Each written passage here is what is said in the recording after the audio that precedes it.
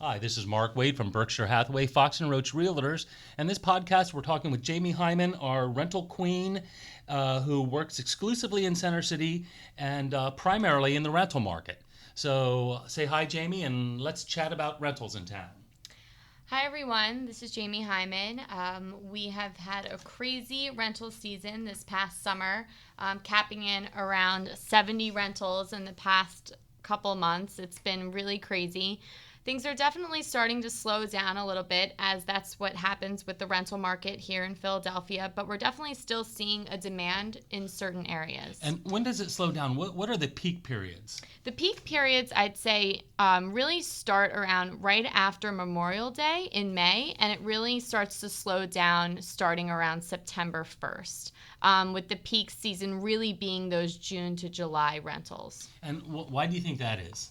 I think that Philadelphia has a really high demand of students between all the different universities that the city provides, and I think that that's a big market for people wanting to filter into those rentals during those summer months. I also think that people just found that once they started graduating college, it started to be a time frame that people just started looking for rentals, and it just stuck around continuously year after year, and that's just when the market kind of comes to be.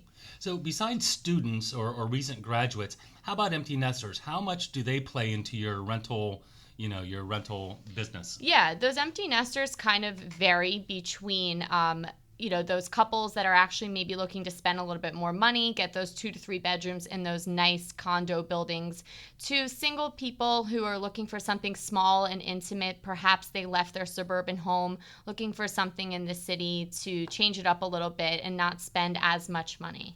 And if a tenant comes to you, a renter comes to you, and you show them, I guess you take them in your car and you show them around places? Yeah, I mean, a lot of the time I actually do mostly walking tours. A lot of the time people give me a specific area and I try to make it convenient to them by walking mostly. It allows them to see the neighborhood, especially when they don't know it that well. So a lot of your renters are location specific, would you suggest? Yeah, definitely. A lot of them even have specific buildings in mind that they really want to look between, 1 to 5 buildings. Some of them are more open though. It varies on the type of tenant, to be honest. And so you're with a renter, you show them a property, they absolutely love it. What are the next steps? What do they have to do? Yeah, so I tell them majority of the time, and during the summer even more so, you have to be ready to commit when you find something. Rentals go super, super, super quick, and the process is really fast. An application can be proved within an hour or so and moved in the next day if the apartment's ready to go. So I suggest that people always have proof of income ready, an ID, and ready to submit an application with the small application fee. And how is the application? Can that be done online, or can that be done electronically, or do they have to physically fill out paperwork? Almost 99% of the time you can fill it out online. Even sometimes when it's a PDF, you have to have some sort of PDF writer of some sort, or you can always print it, write it, and scan it back to me, but it can be done very quickly. And how much money is generally needed? So if somebody finds an apartment or a condo they want to rent, and let's say rent is $2,000 a month, how much can they expect to need out of their pocket before they get the key to that unit? That's actually a really good question. It varies, but I'd say majority of the time in the Philadelphia condo market for rentals, you need to provide first month's, last month's, and 1 month's worth of security up front. So I'd say if it's a $2,000 rental, they're going to need $6,000 to put down before they move in. There are some rental buildings that have these specials going on where they only need $500 to secure, which is a really big bonus for some people, because that's a lot of money to put down. Absolutely. Out of pocket. Yeah. And any surprises, anything a prospective tenant may need to be aware of that you find that they don't know when they, come to you? I'd say that try to be upfront if your credit is not great. There are some landlords that are pretty particular about that. Normally, they will try to work through it with you, if you could show them an extra bank statement or show them some sort of proof. Also, always be upfront if you have any pets. That's always a brutal one. If you don't tell me that you have pets and I show you stuff and it kind of never comes up, and then, you get disappointed because we see something that's not pet permitted.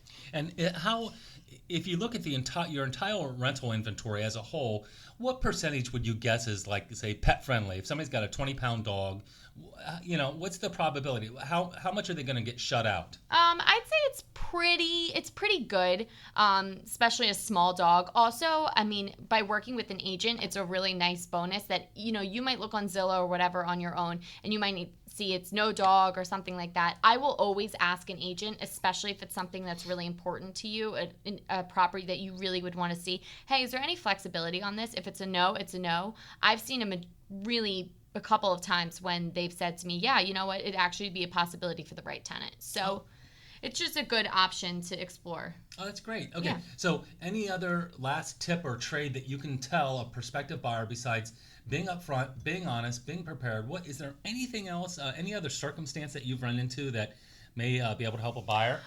I think that it's just always good to kind of keep your options open. I think that if you stay narrow-minded about a specific area or a specific type of building, you might be pleasantly surprised when you start to explore other options. I've had a number of clients who actually ended up going with something that they wouldn't expected them to because they trusted my instincts, because I know the market really well and I have some other ideas that might be right for you. So by working with me, I can really help guide you to finding the right place that might be something that surprises you a little bit. And I think that's a key element right there, is find a realtor to find you a rental and stick with them, because a lot of buyers or renters just hop around from agent to agent and they never develop a rapport, and therefore and they don't return phone calls, and it's tough. So they generally don't, I would guess, don't set themselves up for success for finding the unit they want to fulfill their wants and needs in terms of location, price range, condition, all that kind of stuff. Yeah, and another really quick little bonus is that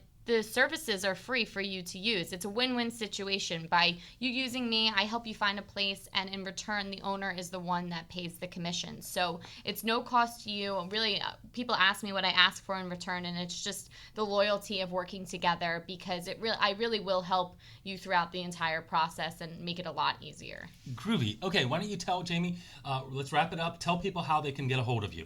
You can give me a call. My number is 610-613-1297. You can also shoot me a text if you're a little shy, or you can email me at Jaime, which is Jaime, @centercity.com.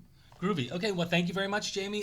People out there out in podcast land, if you're looking for a rental, Jaime's your gal. Again, cell phone number 610-613-1297. Thank you very much. Thanks.